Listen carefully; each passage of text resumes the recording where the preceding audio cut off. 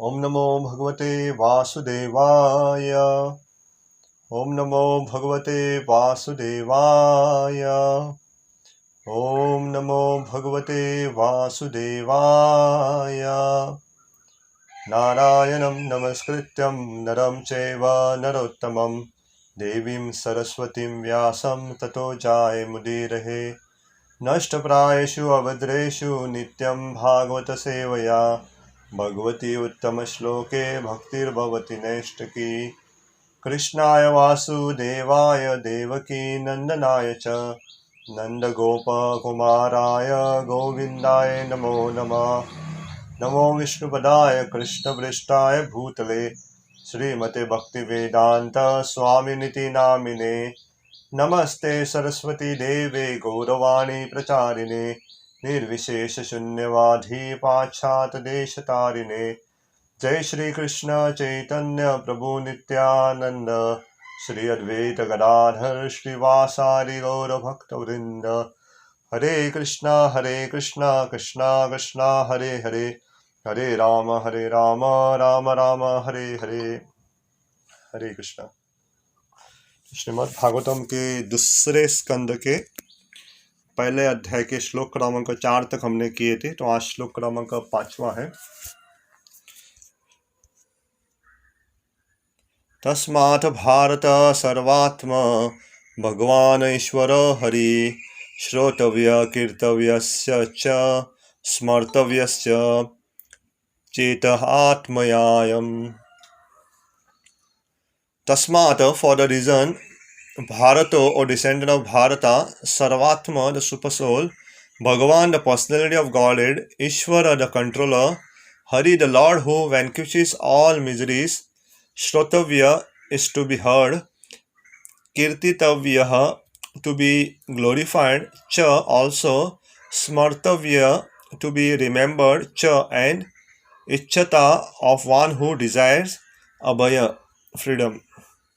O descendant of King Bharat, one who desires to be free from all miseries must hear about, glorify, and also remember the personality of Godhead, who is the super soul, the controller and savior for all miseries. तो ये संवाद चल रहा है कि सुखदेव महाराज अभी उत्तर दे रहे। सुखदेव महाराज परीक्षित महाराज से कह रहे कि खास करके है भारत डिसेंडर, क्योंकि ये भारत राजा उनके वंश में आते, इसलिए वो डिसेंडेंट ऑफ भारत। तो सबसे पहले जो भौतिक दुख से जिसे परे या जिसे मुक्त होना है, वो क्या करते, 3 चीजें करने के लिए कहा है। सबसे पहले सुनो करके, दूसरा स्तुति करो, और तीसरा याद करो। किसे? भगवान के बारे में सुनो, भगवान की स्तुति करो और भगवान को याद करो। और जो भगवान सबके परमात्मा रूप में स्थित है, जो सबके नियंत्रण करता है, और खास करके जो सभी को दुखों से बचाने वाले मसीहा है, तो ऐसे भगवान को हमें याद करना है, उनको गुणगान करना है, और खास करके उनकी बारे में सुनना है। तो ये 3 वस्तु के बारे में यहाँ कहा गया। तात्पर्य, in the previous word Shri Sukhdev Goswami describe how the foolish materially attached men are wasting their valuable time in the improvement of material condition of life by sleeping, indulging in sex life, developing economic condition, and maintaining a band of relatives who are to be vanquished in the air of oblivion. तो अगर आपको याद रहेगा कि पिछले श्लोकों में वर्णन किया गया था कि ऐसे लोग जो रहते हैं, जो भौतिक आसक्ति और खास करके जो आत्म तत्व ही नहीं रहते, जो आध्यात्मिक ज्ञान की अभिलाषा नहीं रखते, या जिनको भगवान के बारे में या भक्ति के बारे में कुछ लेना देना नहीं, ऐसे लोग कैसे समय बिताते हैं? दिन में वो क्या करते हैं, खास करके अपने पालन पोषण के लिए, जो अपने रिश्तेदार या अपने सगे संबंधी के लिए, और रात्रि के समय वो निद्रा में और मैथुन में बिताते। तो आज देखा जाए, एक तरह से विश्व योगा दिन भी है, इंटरनेशनल योगा डे भी है। तो लोगों को योगा भी लोग करते हैं, लेकिन उसका मूल उद्देश्य छोड़ के लोग छोटे एक एक अंग लेते। थोड़े योगा करते हैं मन शांति के लिए, या थोड़े योगा करते हैं ताकि उनकी जो भी तकलीफें है मुक्त हो जाए, या थोड़े योगा करते हैं उनका स्वास्थ्य अच्छा हो जाए, लेकिन ये उसका उद्देश्य है ही नहीं। योगा को संस्कृत में अष्टांग योगा भी कहते हैं। इसके 8 भाग रहते। तो सबसे पहले हमें जानना चाहिए यम, नियम, आसन, बाद में रहता है प्राणायाम, रहता है प्रत्याहार, धारणा, ध्यान और समाधि। ऐसे 8 रहते हैं। यम का मतलब क्या करना है, नियम का मतलब क्या नहीं करना।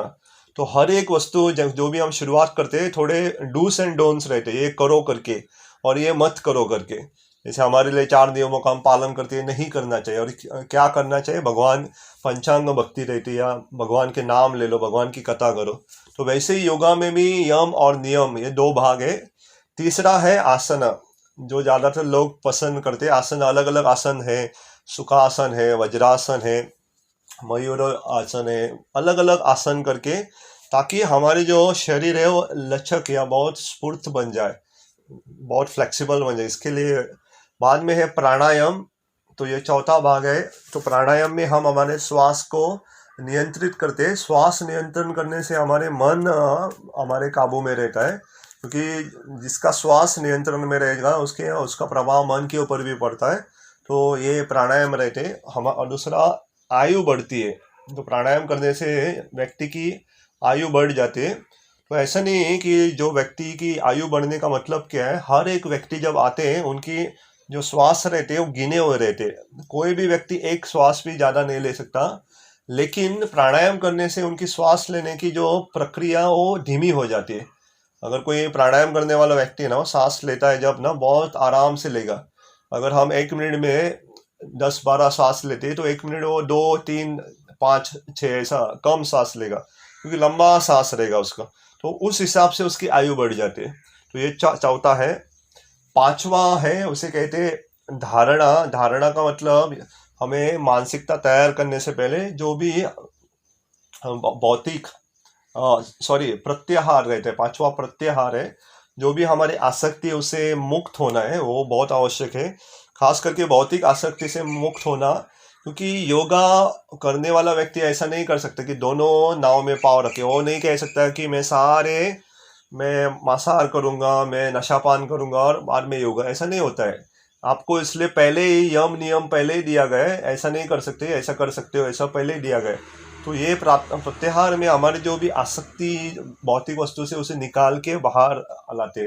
बाद में धारणा रहती है, ये छठा है। धारणा में भी हमारे जो जो भी हमने प्रतिज्ञा ली है, उसमें हम थोड़ा ज़्यादा और भगवान के ऊपर हम ध्यान करने का ऊपर या भगवान के ऊपर स्मरण करने का प्रयत्न करते हैं। उसके आगे है, सातवां है ध्यान। ध्यान में भी भगवान को हम लंबे समय तक भगवान का चिंतन कर पाते हैं। और आखिरी है समाधि। समाधि का अर्थ है कि हम 24 घंटा भगवान को भूलते ही नहीं। तो इंग्लिश में deep contemplation of Vishnu with in the heart. तो हम जानते हैं कि भगवान हमारे हृदय में है परमात्मा के रूप में। इसलिए जिसे भगवान की अनुमति होती है या भगवान अंदर है, वो जानते हैं, वो भगवान को हर जगह देख पाते हैं। तो ऐसे भक्तों को समाधि में है करके। अगर आपको याद रहेगा कि परीक्षित महाराज ने जब शमीक ऋषि के कंधे पे सांप रखा था, उसे मालूम भी नहीं पड़ा, क्योंकि वो भी एक प्रकार का समाधि स्तर था। वो भगवान के बारे में ध्यान कर रहे थे, भगवान के बारे में सोच रहे थे। तो उनको पता भी नहीं चला था किसी ने सांप रख के चला गया करके। तो ये 8 स्तर है। तो प्रभुपाद शुरुआत तो करते हैं कि ऐसे भौतिक वस्तु में हमें नियम ये नहीं करना चाहिए, हमारा समय व्यर्थ नहीं करना चाहिए सोने में, मैथुन करने में, या दिन में हमारे ज़रूरत से ज़्यादा पालन पोषण के पीछे भागने में। तो ये इसे कभी कभी हमें लगता है कि हमारी ज़िंदगी अगर भाग दौड़ की है तो अच्छी है, लेकिन हमें जानना चाहिए जितना भाग दौड़ करेंगे वो रजोगुण को दर्शाता है। तो भक्तों को अलग अलग जो व्यवसाय रहते हैं, खास करके सत्वगुण के व्यवसाय जो रहते हैं भक्तों के लिए अच्छे रहते हैं। लेकिन कलयुग में सबको सत्वगुण के व्यवसाय प्राप्त करना इतना आसान भी नहीं है।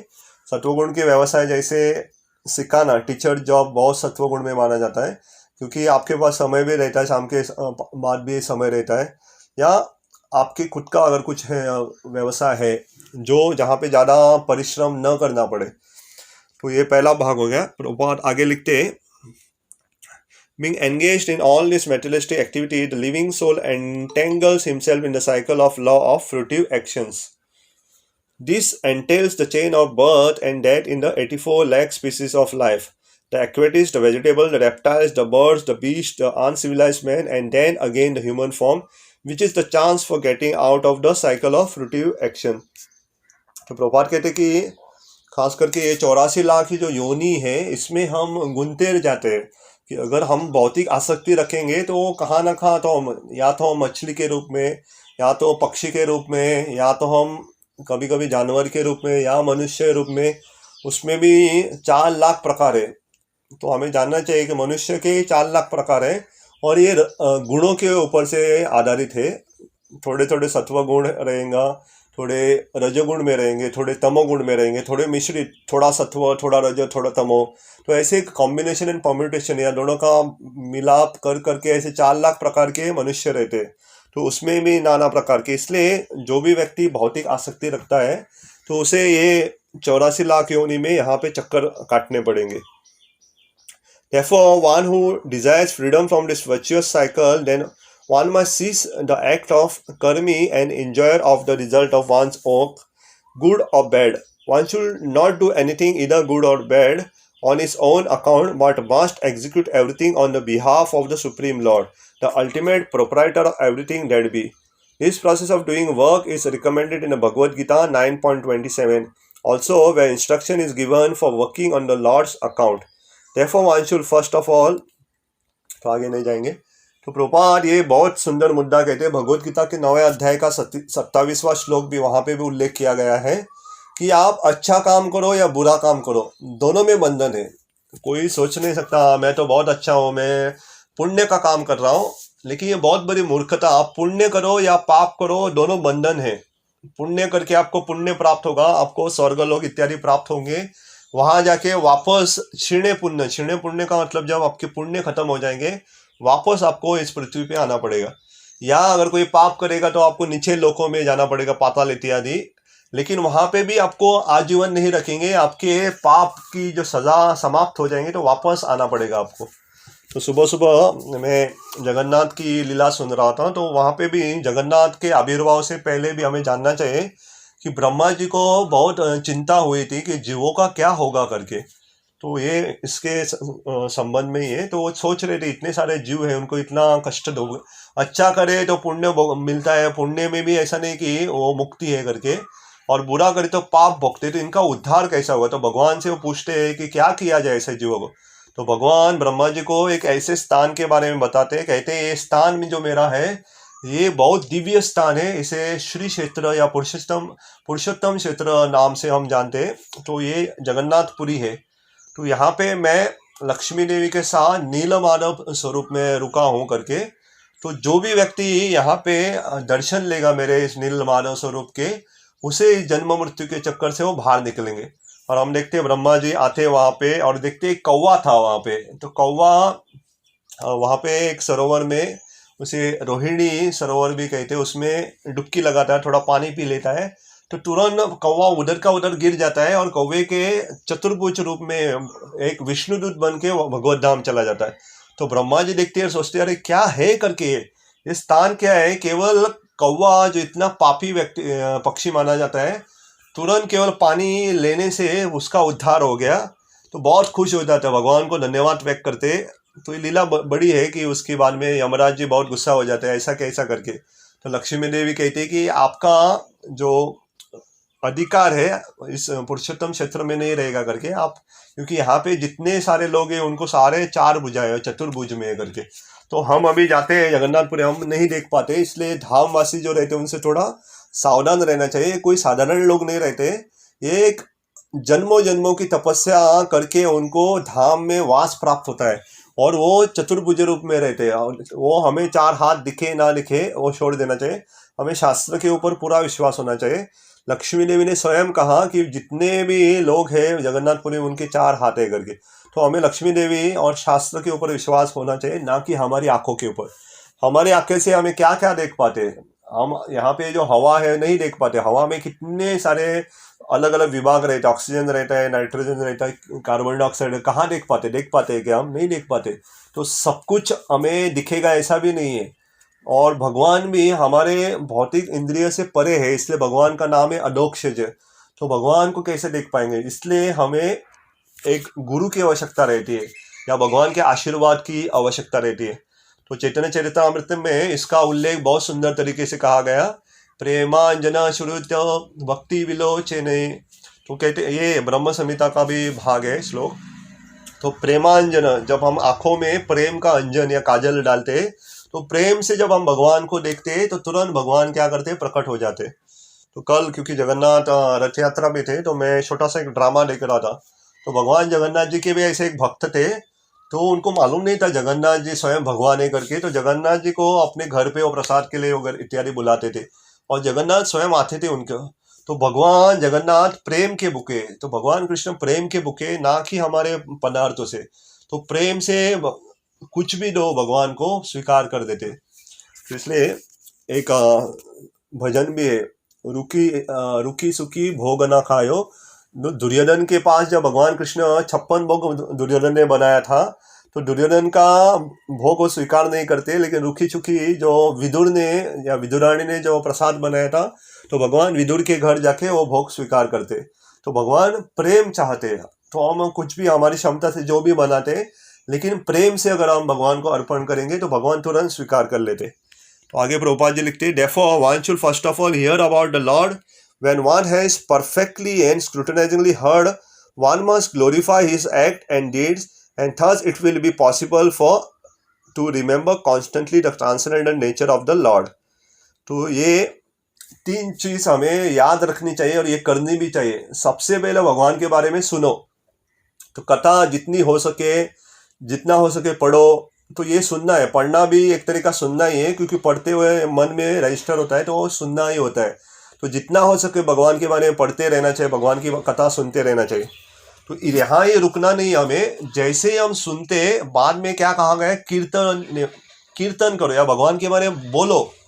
सुना अभी आपने, तो किसी को तो जाके बताओ करके, तो भगवान के बारे में थोड़ा थोड़ा जाके बताना चाहिए। तो ये हो गया कीर्तन। तो जो व्यक्ति सुनता है भगवान के बारे में और जो कीर्तन करता है, भगवान के बारे में बताता है, उसे क्या होगा, स्मर्तव्यस्य, उसे भगवान की याद आएगी। तो कभी कभी हमें लगता है कि हम 24 घंटा भगवान को याद कर रहे हैं, लेकिन सही में आप देखोगे कि 24 घंटा भगवान को याद नहीं करते। बहुत बार हम भौतिक वस्तु के बारे में याद करते, बहुत बार हमारे काम के बारे में याद करते, बहुत बार हमारे घर में ये नहीं है वो नहीं उसके बारे में याद करते, बहुत बार हमें लगता है ये हमें सता रहा है, बहुत अनेक वस्तु से याद करते। तो अगर ऐसा व्यक्ति, अगर एक भक्त को भगवान को 24 घंटे याद करना है, तो ये 2 चीज़ पालन करनी चाहिए। पहले श्रवण करो, भगवान के बारे में सुनो। दूसरा, भगवान का गुणगान करो, और स्मरण अपने आप हो जाएगा। जो भगवान के बारे में सुनता है और भगवान के बारे में बताता है, उसे स्मरण अपने आप हो जाता है। जैसे अगर आपने ध्यान दिया है, पता नहीं, हम जब ये प्रणाली हमारी मंगलाचरण कहते, शुरुआत में हमारी प्रार्थना कहते, कभी कभी आज ही मैं सोचा, थोड़े क्षण के लिए मेरा ध्यान थोड़ा भटक गया, लेकिन तुरंत मुझे याद आया कि मैं, अगर मेरा ध्यान इधर गया, लेकिन फिर भी मैं कैसे वो प्रार्थना कर रहा हूँ करके, क्योंकि अंदर से वो अभी रजिस्टर हुआ है कि अगर मैं इधर उधर देखूं फिर भी वो मन में अंदर है करके। तो भगवान की स्मरण भी ऐसे ही है कि हम इतना अगर श्रवण करेंगे और इतना बोलते रहेंगे, तो भगवान का स्मरण होते रहेगा। तो अपने आप भगवान की जो लीलाओं के बारे में, भगवान ने आज क्या करा, भगवान ने ये लीला कैसे की, उसके बारे में स्मरण होता रहेगा। जगन्नाथ जी के अलग अलग, आप विठ्ठल भगवान के, भगवान कृष्ण के, भगवान राम के, अलग अलग जिसके बारे में हम श्रवण करते, इसके बारे में बताते हैं, तुरंत वो लीला याद आते रहेंगे। तो ये सफलता है कि हमें 24 घंटा, तो 24 घंटा हो ना हो, लेकिन जितना हमारे पास समय, उतने में अगर हम भगवान को ज़्यादा से ज़्यादा याद कर पाएंगे तो हमें बहुत अच्छा है। तो अगर, तो यहाँ पे तीसरा पहलू तक दिया है। तो ठीक है, अगर हम भगवान को याद रख, पूरा समय याद करेंगे तो क्या होगा। तो हमें जानना चाहिए कि अगर हम भगवान को याद करेंगे तो इस 84 लाख के जन्म मृत्यु के चक्कर से हम बाहर निकलेंगे, नहीं तो इससे बाहर निकलना बहुत मुश्किल है। भगवान कृष्ण स्वयं कहते हैं, जो मेरी माया शक्ति है उसे पार करना बहुत मुश्किल है। मम माया सुदुरतया, उससे लांघना सबके बस की बात नहीं है, लेकिन भगवान की जो शरण लेते हैं उसे वो पार कर सकते। तो the lord is super soul, परमात्मा present in the heart of living being, and thus by the above hearing and glorifying process the Lord invites the association of all his creation. This process of hearing about and glorifying the Lord is applicable for everyone, whoever he may be, and it will lead one to the ultimate success in everything in which one may be engage by providence.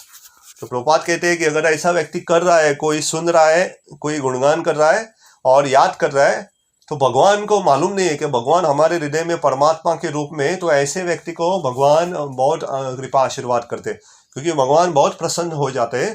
तो परमात्मा जब बहुत प्रसन्न हो जाते हैं तो हमें वो मार्गदर्शन सही रूप से हम सुन पाते हैं। ऐसा नहीं कि भगवान परमात्मा रूप में बाकी लोगों को मार्गदर्शन नहीं करते। फर्क इतना ही है कि एक जो व्यक्ति भक्त है वो परमात्मा के मार्गदर्शन को समझ पाते हैं, और जो भक्त नहीं है वो नहीं समझ पाते। तो भगवान हमारी हर क्षण मदद करते, तो हमें भगवान का हमेशा धन्यवाद या कृतज्ञ रहना चाहिए। तो भगवान 24 घंटे हमारी मदद करते। तो कल भी मैं सोच रहा था, जगन्नाथ रथ यात्रा थी, मिरामार से हम पेंजिम में आ रही थी। तो पहले परसों के दिन मेरे मैनेजर ने एक मैसेज भेजा था कि मैं सुबह सुबह आता हूँ करके, और कल वो आने वाले थे। तो मैं सोच रहा था वो आएंगे तो पूरा दिन मेरा उसके साथ जाएगा और मैं रथ यात्रा तो पहुंचूंगा ही नहीं करके। तो भगवान ने ऐसी अद्भुत लीला की, तो मैं भी चकरा गया कि वो मैनेजर आए ही नहीं। और कुछ तो ऐसे सुंदर ये किया कि वो आ ही नहीं पाए। तो भगवान की विशेष कृपा रहती है कि भगवान ध्यान रखते हैं कि जो भी हमारी भक्ति के लिए अच्छा है तो भगवान कर देते। तो everyone wants to be free from all kinds of fear, and everyone wants the fullest extent of happiness in life. The perfect process for achieving this here and now is recommended in Srimad Bhagavatam, which is uttered by such a great authority as Srila Sukadeva Goswami. तो सबको खुशी चाहिए, सब सुखी रहना चाहते हैं, और सबको भय से मुक्ति चाहिए। तो ये दो चीज ना लोग इसके पीछे भागते रहते। लोगों को आनंद चाहिए, लोगों को खुशी चाहिए, और दूसरा लोगों को भय से मुक्ति चाहिए। नाना प्रकार के भय रहते हैं, EMI भरने के भय रहते हैं, या कोई कुछ बोल देगा उसका भय रहता है, या ठीक से किसी ने पढ़ाई नहीं की उसे भय रहता है कि मैं पास होऊंगा या नहीं, जॉब पे कोई जाता है मेरा काम होगा या नहीं। अलग अलग प्रकार के भय रहते हैं। इससे मुक्ति चाहिए लोगों को, और दूसरा है लोगों को खुशी चाहिए, सुखी।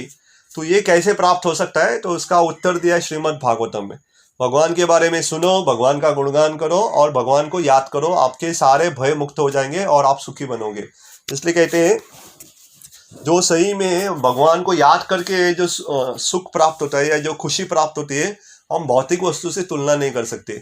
इसलिए कहते हैं खास करके ये भगवान की कृपा को जब हम बांटते भी है तो वो जो आनंद है ना, वो हम तुलना नहीं कर सकते। तो शिला प्रभुपाद के एक शिष्य थे, उनका नाम था ब्रह्मानंद स्वामी, या ब्रह्मानंद प्रभु आगे जाके। तो ब्रह्मानंद एक तरह से देखे जाए तो भौतिक साधारण दृष्टि से देखा जाए, जो व्यक्ति इस भव सागर में, इस भौतिक जगत में आनंद लेता है, तो ये जो भवानंद प्रभु थे उनका नाम। तो भव का मतलब इस भौतिक संसार। तो ये प्रभु जी ने पूछा प्रभुपाद के, तो आपने मेरा नाम ऐसे कैसे रख दिया कि भवानंद करके, जो भव सागर में आनंद लेता है करके। तो प्रभुपाद ने उसे जो उत्तर दिया वो हमें जानना चाहिए। तो साधारण रूप से भवानंद इस भौतिक संसार में आनंद लेता है, लेकिन ये आनंद क्या है? वो आनंद है एक जीवात्मा को हम भगवान कृष्ण के पास लेके जाने का प्रयत्न करते हैं, प्रचार करते हैं, उनके लिए कथा करते हैं, उनके लिए कीर्तन करते हैं। तो जैसे हम छोटा सा वो प्रयत्न करते हैं, उसमें जो आनंद है उसे कहते हैं भवानंद। तो भवानंद का सही मतलब क्या है? हम एक जीवात्मा को भगवान के चरण कमल में लेके जाने का प्रयत्न करते हैं, और उसमें जो आनंद आता है उसे कहते हैं भवानंद। तो भवानंद तो बहुत खुश हो गए कि सही में हम ये सारी कथाएं करते। कल रथ यात्रा भी यहाँ पे आयोजित की थी, तो भगवान स्वयं बाहर आते कि अगर आप देखोगे कि वहाँ पे जो लोग आए थे, बहुत सारे लोग नशा करके भी आए थे, उसके मुख से इतना वास भी आ रहा था। लेकिन ये सारे छोड़ के भी हमें दूसरी ओर से देखा जाए कि भगवान जगन्नाथ का उन्होंने दर्शन लिया। भगवान के सामने उन्होंने कौन सी भी चेतना में नाचे हो, भगवान के रथ को खींचा उन्होंने, तो उनको असीम कृपा प्राप्त होगी। तो भगवान नहीं देखते, क्योंकि जब एक व्यक्ति बहुत सुखी रहता, बहुत खुश रहता है, तो आगे पीछे नहीं देखता। मुझे याद है मेरे एक मित्र थे, तो उनके काका रहते थे, तो ये काका उनके बहुत शराबी थे, बहुत पीते थे। तो ये जो मित्र, जब काका बहुत खुश, बहुत पिए हुए रहते थे, बहुत टुन्न रहते थे और बहुत खुशी खुशी भाव में रहते, तो उनसे जाके वो पैसा मांगते थे। तो आमतौर पे उनके काका उनको कभी कभी 5 रुपया 10 रुपया देते थे, लेकिन जो बहुत खुश रहते और पिए हुए रहते थे, ऐसा कभी कभी उनको 5-10 हज़ार भी दे देते थे। तो आप सोचो, जब व्यक्ति ऐसा पिया हुआ व्यक्ति भी जब खुश रहता है और इतनी कृपा देता है, तो भगवान जब आते हैं जगन्नाथ के रूप में और पूरे सड़कों पे आते हैं तो कितनी कृपा दे रहे। तो जगन्नाथ जी की आंखें बड़ी है और उनकी पलकें नहीं है, आंखें बंद नहीं होती है, क्योंकि भगवान पूरी कृपा देना चाहते हैं। तो पूरे जो भी जगन्नाथ जी का दर्शन लेते हैं, जगन्नाथ जी के रथ के सामने नाचते हैं या जगन्नाथ जी के रथ को खींचते हैं, उनको भी इस भवसागर में वापस नहीं आना पड़ेगा, क्योंकि उनको विशेष जो जगन्नाथ जी की कृपा प्राप्त हुई। तो हमें जानना चाहिए कि भगवान की ऐसी लीलाओं के बारे में श्रवण करने से, उनका गुणगान करने से और उनको याद करने से ये सारी चीज़ें प्राप्त होती है। और आखिरी में प्रभुपाद जी लिखते हैं, bye hearing about and glorifying the Lord, all a person activity become molded into spiritual activity, and thus all conception of material miseries become completely vanquished। तो हमारे जीवन इस तरह से ढल जाता है कि भगवान के बारे में सुन के, तो जहाँ जहाँ हम देखते हैं भगवान को देख पाते हैं। कल मैं और एक श्लोक पढ़ रहा था, यहाँ पे उल्लेख किया गया है, चैतन्य चरितामृत में आता है कि जो शुद्ध भक्त रहते, भगवान के जो भक्त रहते ना, वो हालांकि हमें देखते, वो हालांकि पेड़ों को देखते, हालांकि पौधों को देखते, कीटाणुओं को देखते, पक्षियों को देखते, लेकिन वो उनको नहीं देखते। वो उनके अंदर जो है परमात्मा स्वरूप में भगवान स्वयं है, उनको देख पाते। तो ये सही में एक हमारे कथा सुनने का, श्रवण करने का सफलता है कि हम हर वस्तु में भगवान को देख पाए। तो ये सही में सफलता हो जाती है, क्योंकि ऐसे शुद्ध भक्त रहते हैं कि शरीर के पर देख पाते हैं। तो उनको ये भौतिक शरीर नहीं दिखता, वो देखते हैं कि उसके अंदर एक आत्मा है और ये जीव जो है, भगवान जो परमात्मा है, उसे मिलने के लिए बहुत आतुर है। तो इसलिए वो दया की भावना दिखा पाते, इसलिए उनको, उनसे गलती भी हुए तो उनके ऊपर गुस्सा नहीं आता, वो उनकी प्रगति हो रही है तो उनको ईर्ष्या नहीं आते। तो ये मुद्दा मैं वापस कहता हूँ, अगर हम भगवान को सबके हृदय में देख पाते हैं, ऐसे व्यक्ति गुस्सा नहीं करेंगे, ऐसे व्यक्ति ईर्ष्यालु नहीं होंगे, ऐसे व्यक्ति कामुक नहीं रहेंगे। ये सारे जो अनर्थ है, काम, क्रोध, लोभ, मोह, मद, मत्सर, उनको हावी नहीं होते, क्योंकि वो भगवान का स्वरूप देख पाते। वो देखते हैं कि अगर कोई सुंदर स्त्री भी देखे, वो जानते हैं कि ये भगवान के आनंद के लिए, मेरे आनंद के लिए नहीं है। वो देखते हैं कि कोई प्रसंग आ गया कि उसमें गुस्सा आ गया मुझे, वो जानते हैं कि गुस्सा करके कुछ फायदा नहीं होने वाला। तो ये ऐसे जो भक्त रहते, वो परम आनंद को प्राप्त कर देते। तो ये स्तर जो है, हम अगर ये 3 चीज़ों को अगर हम पालन करेंगे, जैसे आज के श्लोक में कहा गया है, तो वापस मैं दोहराता हूँ उसे। संस्कृत में अगर किसी को जानना है, इसका उल्लेख करते, श्रोतव्य, श्रोतव्य का मतलब है सुनना। हम श्रोतव्य करेंगे, सुनेंगे। कीर्तिवस्य, तो कीर्ति का मतलब है गुणगान, भगवान की कीर्ति तव्यस, तो इसकी कीर्तन करेंगे। और लास्ट संस्कृत में से कहते हैं स्मर्तव्यस्य, तो स्मर्तव्य का मतलब है उसे भगवान को याद। तो भगवान के बारे में सुनो, भगवान का गुणगान करो और भगवान को याद करो। ये 3 चीज अगर हम करेंगे तो हमारा जीवन सफल रहेगा।